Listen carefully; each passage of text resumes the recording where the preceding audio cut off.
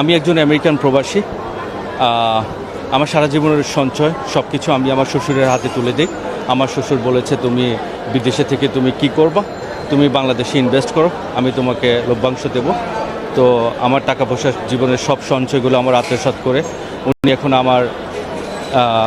আমার বাচ্চাগুলোর সাথে আমাকে দেখা করতে দেন, আমার বাচ্চাগুলোকে স্পর্শ করতে দেন না। আমি বাংলাদেশে এসে আমি পড়ে আছি। আমার টোটাল আমি ক্যাশ দিয়েছি হচ্ছে 84,50,000 টাকা। সেটা আমার স্ট্যাম্প করে দিয়েছে ওনারা।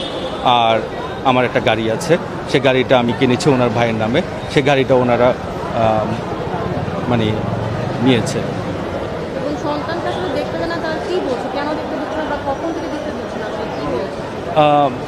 যখন আমি মূলত 2024 মে মাসে আমি আমার ওয়াইফের কাছে ফোন করে যখন বলি আমার টাকা পয়সার হিসাবগুলো দেওয়ার জন্য, তখন আমার ওয়াইফ আমার সাথে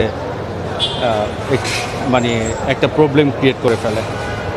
তো মানে খুব বাজেভাবে একটা মানে সিন ক্রিয়েট করে ফেলে আমার সাথে। এরপর থেকে আমার ওয়াইফ আমার সাথে একটা ডিস্টেন্স তৈরি করে ফেলছে। ডিস্টেন্স তৈরি করে আমার বাচ্চাগুলোকে দেখায় না। উনি আমাকে সব জায়গা থেকে ব্লক করে দিয়েছে। ওনার মা আমার শাশুড়িকে দিয়ে উনি বাচ্চা দেখাতেন। তো উনি বাচ্চাগুলোকে রেখে উনি বাসার বাইরে চলে যেতেন। 17 মাসের বাচ্চা ছিল তখন। তো আমার শাশুড়ি আমাকে দেখাতেন এবং দেখানোর পর বাচ্চাগুলোকে ভিডিও কলে প্রথমে দেখাতেন, বলতো যে আঙ্কেল কল দিয়েছে দেখো।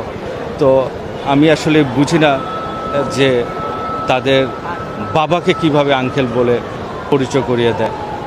এই তো আমি আসলে আমার সন্তানদের জন্য আমার পৃথিবী একদিকে, আমার সন্তানটা একদিকে, আমি তাদের জন্য এখানে পড়ে আছি। তারপরেও আমি সব কিছুর পরেও আমি চাই যে আমার 2টা বাচ্চার ভবিষ্যতের জন্য সংসারটা হোক এবং আমি সংসারটা করি। টাকা পয়সা সব কিছুই না। জি, আমাকে হুমকি দিয়েছে। আমার আম্মুকে ফোন করে বলেছে, আমার আম্মুকে ফোনে বলেছে আমার শ্বশুর যে আপনি ছেলেকে বলবেন আদালতে কাউকে না নিয়ে যাওয়ার জন্য এবং আপনি অ্যাডভোকেটকেও বলবেন না আসার জন্য। তারপর হচ্ছে ওকে আমরা দেখে নেব, আমার অ্যাডভোকেটকে দেখে নেবে। আর আমাকে হুমকি দামকে দেওয়া হচ্ছে, আমাকে মেরে ফেলবে, এসিড দিয়ে আমার লাশ মানে লাশের চিহ্ন রাখবে না আমার। তো আমি আসলে নিরাপত্তাহীনতা ভুগছি।